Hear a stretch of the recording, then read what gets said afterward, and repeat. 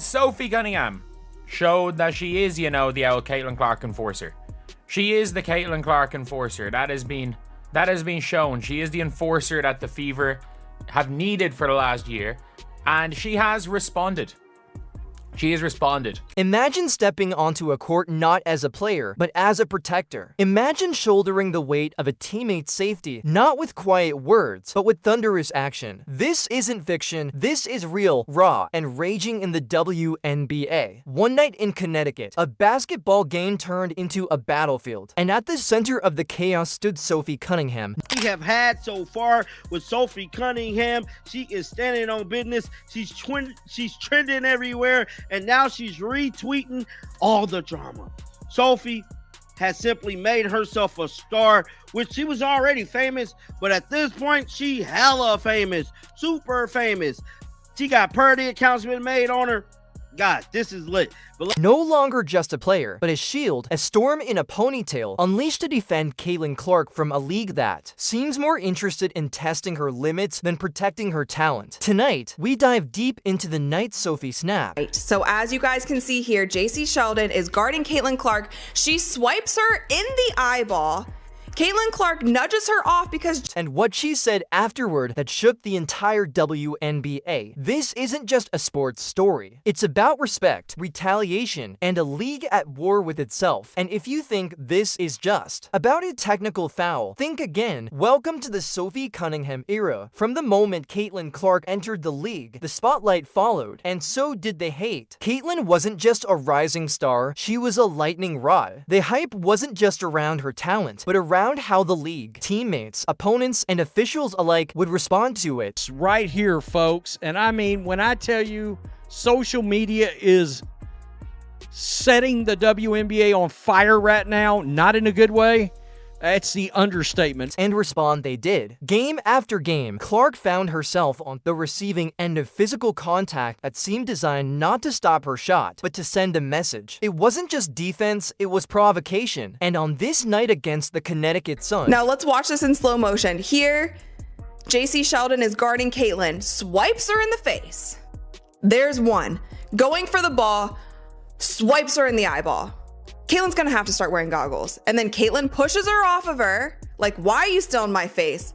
Marina Mabry, bad out of hell. The pot boiled over. The moment that ignited everything came swiftly. JC Sheldon, assigned to guard Clark, began the night with aggressive pressure. But this wasn't just hand-checking. This was clawing, poking, scraping. One swipe caught Clark in the eye. Cameras caught her recoiling, blinking back pain, another bump, then another. Finally, Clark, fed up, gave a slight shove, a warning, not a fight. But before the whistle could even register, Marina Mabry flew in like a missile and body-checked. Clark straight to the hardwood. Gasps filled the arena. Commentators fumbled for words. Replays showed what fans instantly labeled an assault. But before anyone could call for the refs, Sophie Cunningham entered the scene. She didn't jog in. She stormed in. Sophie Cunningham didn't wait for permission. She didn't wait for a coach's nod or a teammate's plea. Let's start here. This is, of course, Sophie and Sheldon going down the floor. Sophie tries to wrap her up, and Sheldon gets to the floor, and all hell breaks loose. And Sophie said, I'm not having it. I'm not having it. We'll go.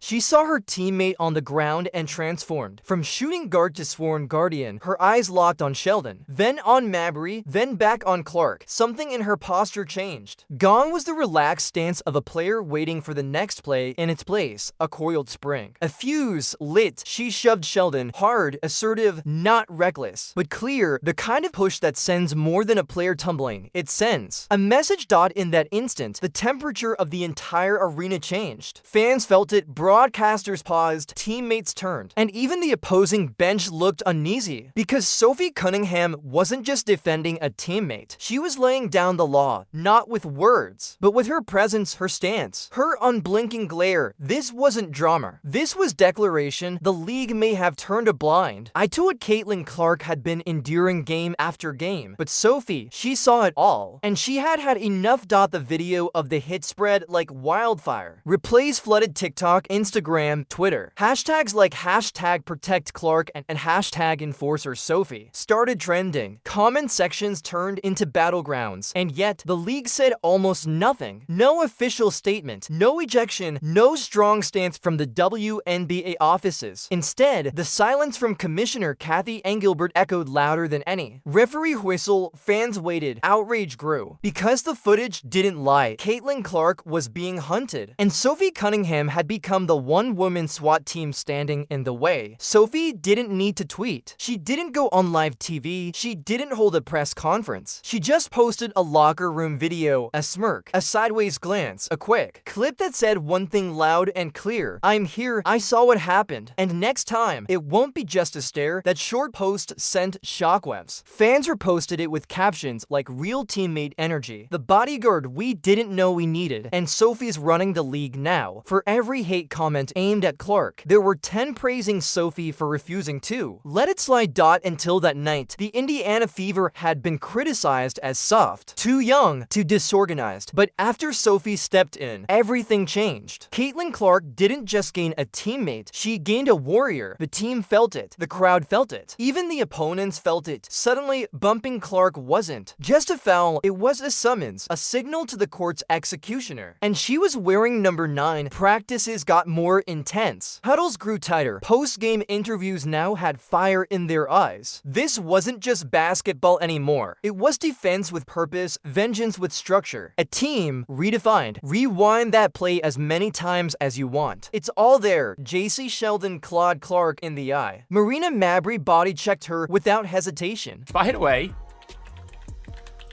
this is what she posted as soon as it happened. This is in the locker room. This is before the game ended. Before the game ended, she comes out in the locker room and posts this.